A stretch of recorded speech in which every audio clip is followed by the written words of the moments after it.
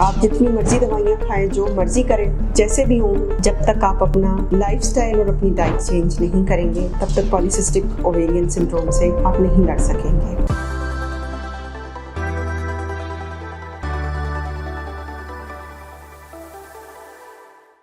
अस्सलाम वालेकुम, मेरा नाम डॉक्टर तंजीला रहमान है और मैं कंसल्टेंट गायनेकोलॉजिस्ट हूँ। आज बड़े कॉमन मामले के बारे में बात करेंगे, polycystic ovarian disease. Polycystic ovarian disease इस एरा की करंट डिजीज़ है और राइजिंग ट्रेंड के ऊपर है। आज मैं आपको इसके बारे में 6 चीज़ें ऐसी बताऊँगी जो आपको शायद पहले पता नहीं होंगे। उसमें से पहली बात ये है कि ये सिर्फ पीरियड्स या मेंसेस के बारे में बीमारी नहीं है। ऑल्दो पीरियड्स का इरेगुलर हो जाना, एब्सेंट हो जाना, डिले हो जाना या फिर स्केंटी हो जाना, कम आना, खुलकर पीरियड्स का ना आना, ये सब हॉलमार्क्स हैं इस डिज़ीज़ के। लेकिन ये जो पॉलीसिस्टिक ओवेरियन डिज़ीज़ है ये एक सिंड्रोम है। इसमें बाकी जो अज़ा हैं या बाकी सिस्टम है बॉडी के वो भी इन्वॉल्व हो जाते हैं, जैसे कि मेटाबॉलिक सिस्टम आपका इन्वॉल्व हो जाता है। वो पेशेंट्स जो पॉलीसिस्टिक ओवेरियन डिजीज़ के पेशेंट्स हैं उनके अंदर type 2 diabetes, liver disorders specially fatty liver होने के और दिल के अमराज होने के चांसेस बहुत ज़्यादा बढ़ जाते हैं और लाइफ के किसी भी स्टेज के ऊपर वो अपेयर हो जाते हैं। ठीक है, इसलिए जब भी पॉलीसिस्टिक ओवेरियन डिजीज़ के बारे में बात होती है तो ये सिर्फ पीरियड से रिलेटेड नहीं रहती, ये पूरी ओवरऑल हेल्थ के बारे में बात है। इसमें मोस्ट इम्पॉर्टेंट जो चीज़ है वो इंसुलिन रेजिस्टेंस है। इंसुलिन रेजिस्टेंस ही सारे अदर मेटाबॉलिक प्रॉब्लम्स को अराइज कर रही होती है। जो दूसरी इम्पॉर्टेंट चीज़ मैं आपको बताऊं वो ये है कि जो पॉलीसिस्टिक ओवेरियन डिजीज़ के पेशेंट्स हैं, जब वो माएँ बनती हैं तो उनकी जो मिल्क सप्लाई है वो भी अफेक्ट होती है। जैसे कि प्रोलैक्टिन हार्मोन इसमें मोस्टली रेस्ड होता है और बाकी हार्मोनल इम्बैलेंस भी होता है। ठीक है, डिफ़िकल्ट लड़कियों के लिए होता है जो पीसीओ के साथ होते हैं, कंसीव करना भी, और प्रेगनेंसी के दौरान भी उनके अंदर कॉम्प्लिकेशंस होती हैं। ठीक है, तो जब वो डिलीवर करती हैं तो ये देखा गया है पॉलीसिस्टिक ओवेरियन डिजीज़ वाले जो मरीज़ होते हैं वो माएँ अपने बच्चों को इतना दूध नहीं पिला पाती या फिर उनका इतना दूध नहीं उतरता है। तो अपने डॉक्टर को या अपने ब्रेस्ट नर्स को आपने ज़रूर बताना है कि इस प्रेगनेंसी से पहले मुझे पॉलीसिस्टिक डिजीज़ थी, सो अब आपको ब्रेस्ट फीडिंग के लिए, ताकि प्रॉपरली वो गाइड करते हैं। तीसरी बड़ी इम्पॉर्टेंट बात है कि विटामिन B12 के रिस्क की डेफिशिएंसी के रिस्क पर होते हैं पेशेंट, यानी वो पीसीओएस के पेशेंट जो मेटफॉर्मिन ले रहे होते हैं उनमें विटामिन B12 की डेफिशिएंसी हो जाती है। मेटफॉर्मिन जो है वो विटामिन B12 की एब्जॉर्प्शन जो होती है इंटेस्टाइन्स के अंदर वो नहीं होने देती, जिसके नतीजे में इसकी कमी हो जाती है। विटामिन B12 का जिस्म में काम क्या है? उसका काम है आपके असाबी अज़ा को मजबूत करना।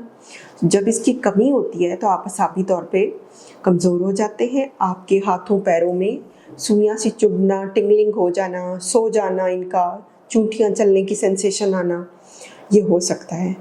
अगर ये इसका इलाज ना किया जाए विटामिन B12 डेफिशिएंसी का तो ये परमानेंट भी हो सकता है, ये जो सारे असाबी कमज़ोरी हैं। सो जब आप अपने डॉक्टर के पास जाएं तो उन्हें रिक्वेस्ट करें कि आपका विटामिन B12 का लेवल करा कर देखें कि वो नॉर्मल है कि नहीं, अदरवाइज़ आप सप्लीमेंट्स ले लें। चौथा इम्पॉर्टेंट जो फैक्टर है या जो मैं आपको चीज़ बताने लगी हूँ वो ये है कि जो पॉलीसिस्टिक ओवेरियन डिजीज़ के पेशेंट मूड्स जो डिसऑर्डर्स हैं उनके साथ भी प्रेजेंट कर सकते हैं। ये जो मूड डिसऑर्डर्स हैं ये इनमें एंजाइटी है, डिप्रेशन है, बाइपोलर डिसऑर्डर है। ठीक है, इस तरह आपका रहना हर वक्त या फिर लो मूड में रहना या फिर कभी बहुत नॉर्मल हो जाना, कभी डिप्रेशन में चले जाना, ये सब पीसीओ की अलामात हो सकती हैं। ये क्यों हो जाती हैं? ये हार्मोनल इम्बैलेंस भी है और एक चीज़ ये भी है कि जो इंसुलिन रेजिस्टेंस है वो जो हैप्पी हार्मोन्स होते हैं बॉडी के अंदर उनको कम कर देती है। ठीक है, तो उसकी वजह से भी ये सब कुछ होता है। सेकेंडली ये है कि जो पॉलीसिस्टिक ओवेरियन डिजीज़ है उसका ट्रीटमेंट बहुत फ्रस्ट्रेटिंग है, यानी आप तंग आ जाते हैं। आप जितनी देर ट्रीटमेंट लेते हैं उतनी देर चीज़ें कुछ बेहतर रहती हैं, जैसे ही आप ट्रीटमेंट छोड़ते हैं तो वो फिर से ख़राब होना शुरू हो जाती हैं। तो इस वजह से भी लोगों के अंदर, पीसीओ वालों के लड़कियों के अंदर बहुत डिप्रेशन पाया जाता है। बेहतर ये होता है कि आप किसी साइकेट्रिस्ट की हेल्प प्रॉम्प्टली ले लें।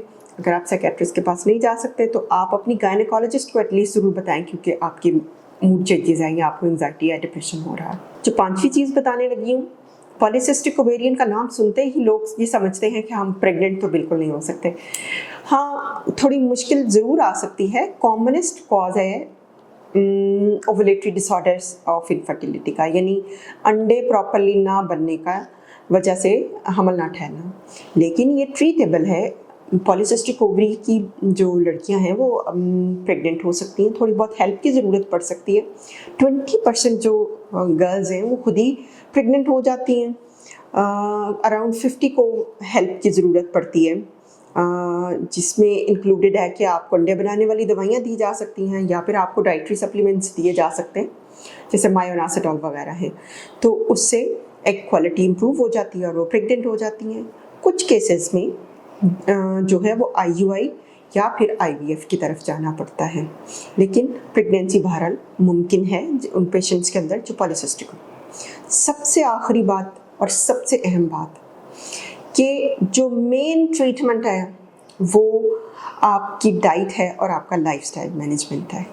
आप जितनी मर्ज़ी दवाइयाँ खाएं, जो मर्ज़ी करें, जैसे भी हों, जब तक आप अपना लाइफस्टाइल और अपनी डाइट चेंज नहीं करेंगे तब तक पॉलीसिस्टिक ओवेरियन सिंड्रोम से आप नहीं लड़ सकेंगे।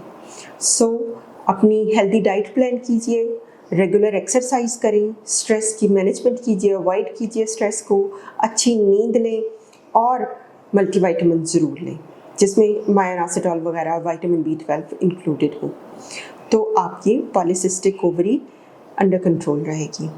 होपफुली ये जो मैंने 6 चीज़ें आपको बताई हैं, ये अगर आप PCOS की पेशेंट हैं या आपका कोई जानने वाला है तो आपको इससे हेल्प ज़रूर मिलेगी। Thank you.